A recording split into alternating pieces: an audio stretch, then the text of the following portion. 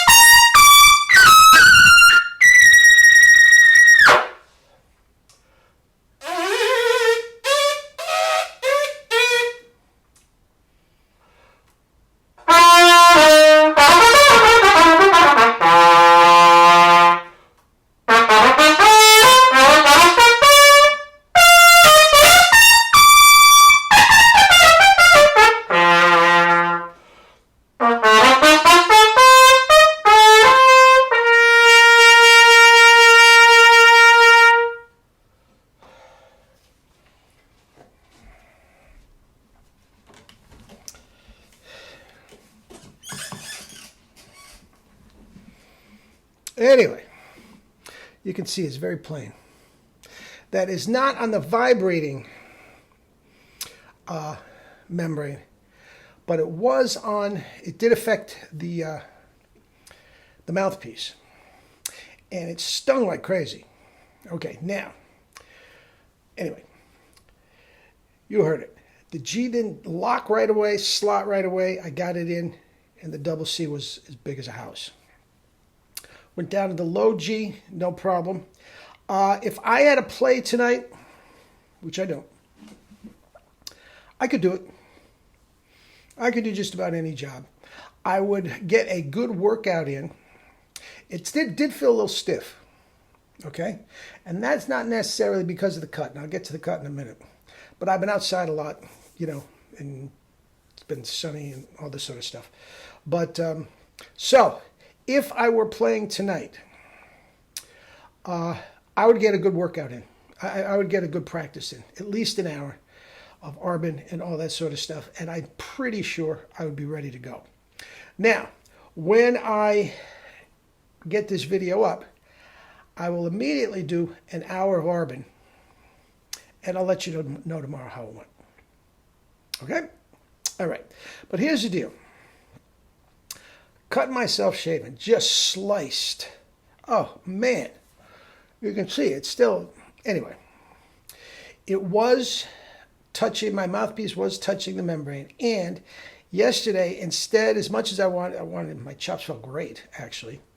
And as much as I wanted to get some time in, to spend an hour with bloody toilet paper, tissue paper, you know, okay?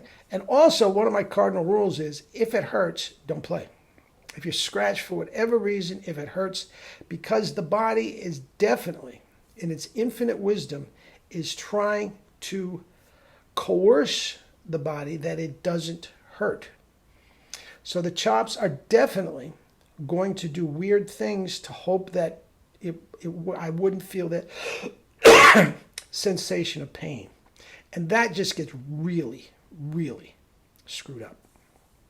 All right? So I want to stay away from that. But, yeah. Could I have played yesterday? I could have. I tell you, if I played yesterday, if I had a job, a professional situation, I could have, as I told you, I played a little bit and my chops felt great, except for that annoying sting. That was first thing in the morning. If by the evening, the job, that may have gone away, And I may have just been fine. Okay? But I tell you what, if I had a job last night, I wouldn't be as fresh as a daisy this morning as I would be otherwise. All right? So, we keep it relaxed. Let the thick tongue do the work. Don't overblow. Guys, it comes right out. Sliced chops and all, it comes right out. Now, the pictures of Louis and Bill Chase and all that sorts of stuff, different thing. They are cutting and bruising and everything. The vibrating part, that's a different thing, guys. That's a different thing. I told you that my cousin, Eileen Farrell, used to work a lot with Louis Armstrong. And the first time she did it, they went for a sound check, and she's thinking, oh my God, what the heck is going on? This guy can't play.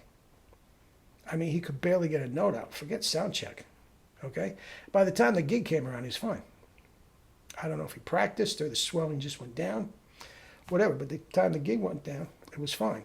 But this happened every single time she worked with him. Okay, and after a while, it didn't bother her. As hideous as it sounded, she knew it was by the downbeat, it was going to be fine. I also put a picture of Bill Chase up there. I saw Bill Chase when I was in high school at a brass conference in the Hart School of Music. And he did a clinic and all this sort of stuff, quite Q&A. And he brought all of us at the clinic in to listen to his sound check. The same thing as Louis. It was hideous. Oh, it was god-awful. We're thinking, what the heck is this? But at the end of the sound check, we heard him backstage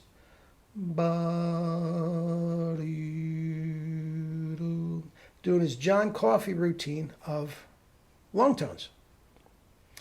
2 hours later, we come back after going to dinner and all this sort of stuff. 8 o'clock, he's killing it. Killing it. Okay? So it's not that it wasn't the same thing. But, again, if for any reason, guys, and that's my rule, if for any reason, Jerry used to have a terrible, terrible chronic back problem until I got him doing kettlebells. And he was forever grateful. He gave me free lessons. And when it got bad, he couldn't play. He couldn't play. He tried to, but he couldn't play. It hurt so bad. Lips, sore throat, for whatever reason. You can't, guys, if it hurts to play, don't play. As I said, the body in its infinite wisdom is going to galvanize into action and coerce the body to work in a certain way that it will try to stop it from hurting.